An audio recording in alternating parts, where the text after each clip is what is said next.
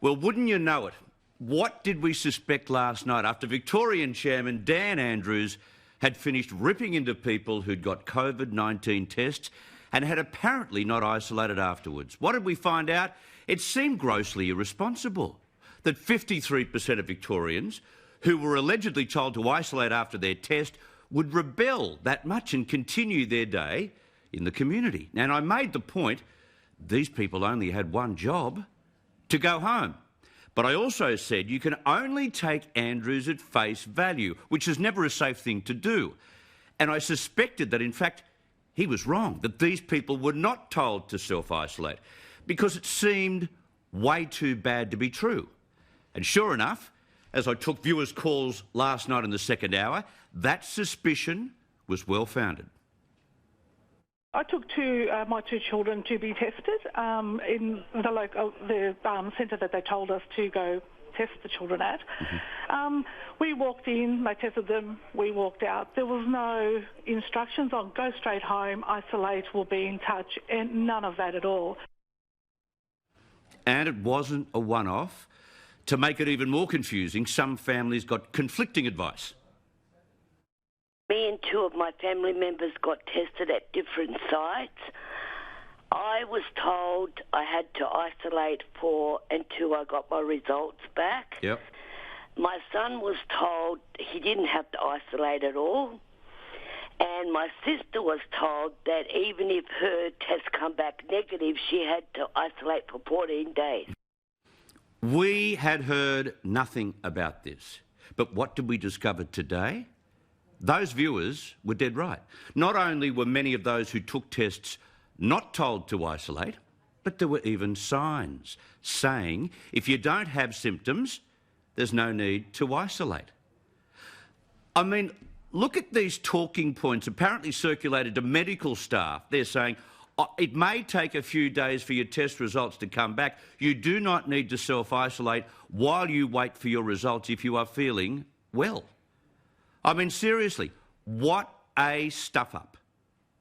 The advice that was presented was wrong. People should isolate and wait for the test result. That is the advice, and the signs that said something different were wrong. There were a handful of them. He didn't like that, did he? He didn't like to be found wrong again, being caught out hammering Victorians yesterday for not isolating when many of his public servants were giving out no such advice. And what makes this worse is that Victorians are in the hands right now of more than one dunderhead. Like, you think about it, Andrews would have hit the podium yesterday with this set of data given to him by what? A senior health official?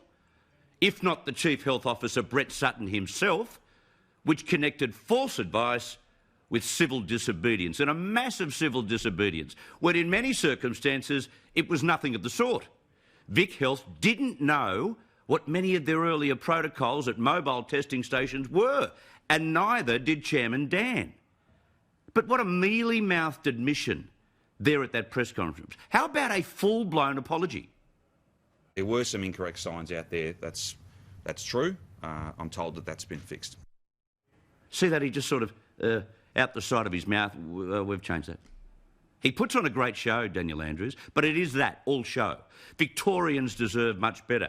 And as for his on-again, off-again decisions to use and then maybe use members of the Australian Defence Force, well, today, Home Affairs Minister Peter Dutton said the government had continually offered to help Victoria.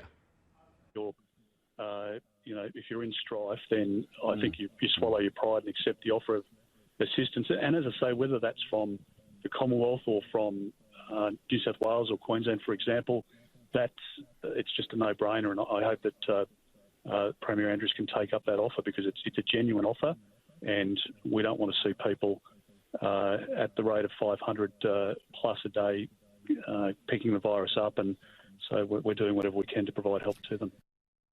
After that, a question was asked at the press conference about what Peter Dutton had to say, and the chairman couldn't help but bite back.